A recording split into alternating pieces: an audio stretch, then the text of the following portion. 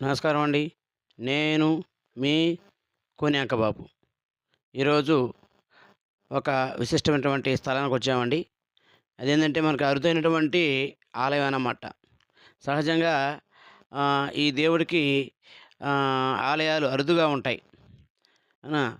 సహజ అంటే ఆలయం పేరేంది? విశేషాలేంది ఇప్పుడు చూస్తాం. అదేందో కదండీ! ఆహ్, శనీశ్వర ఆలయం. శనీశ్వరుని ఆలయం.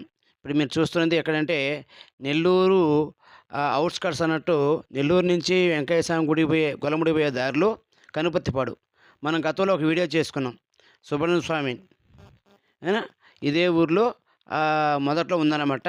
శనీశ్వరునికి చిన్న ఆలయం ఒకటి ఈ మధ్యనే ఏర్పాటు చేస్తున్నారు. ఇక్కడ నిత్యం యజ్ఞ యాగాదులు జరుగుతూ ఉన్నాయి. శనీశ్వరుడు అనగానే సహజంగా అందరికీ భయం ఒకటి ఉంటుంది. అమ్మో! ఏందో అని. ఇక్కడ స్వామీజీ ఈ యొక్క శనీశ్వరునికి ప్రతిష్ఠ చేసి నిత్యం పూజలు చేస్తూ ఉన్నారు.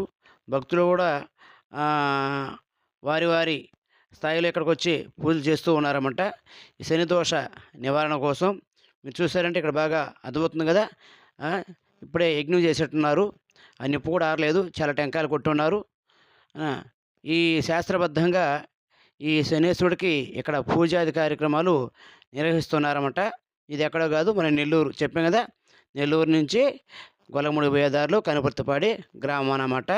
శనీశ్వరుని నిలువెత్తు విగ్రహం ఏర్పాటు చేసింది. ఇది రాహుకేతువులు అన్నమాట. ఆ పక్క ఈ పక్క ఏర్పాటు చేసిన రాహుకేతువుల్ని ఆ పెద్ద విగ్రహం వచ్చి ఈ పెద్ద విగ్రహం వచ్చి శనీశ్వరుడి విగ్రహం అన్నమాట.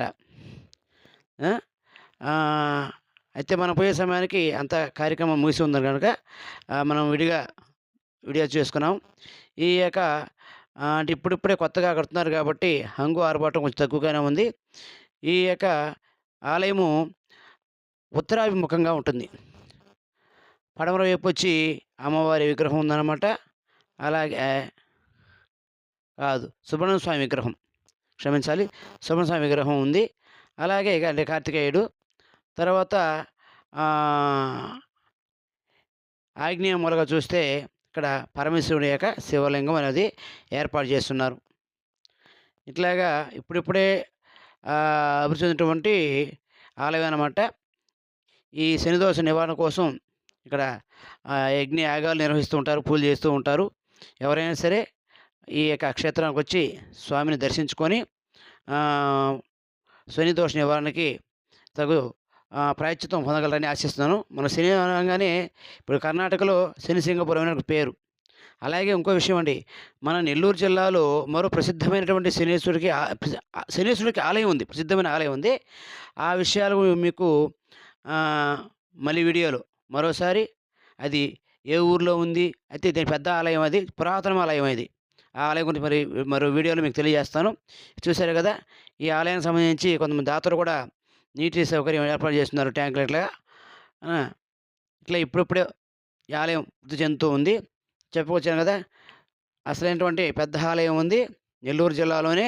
శనిసింగపూర్ లాగా పెద్ద ఆలయం ఉంది. ఆ ఆలయం గురించి ఆ వీడియో మనం పూర్తి వివరాలతో మీకు త్వరలో అందిస్తానని మాటిస్తున్నాను. ఇలా మంచి వీడియోలు చేయడానికి మీ వంతు సహకారం నాకు ఎప్పుడు ఉంటుందని మీ ఆశీస్సులు ఉంటాయని ఆశిస్తూ సెలవు తీసుకుంటున్నాను. ఇట్లు మీ అంకబాబు.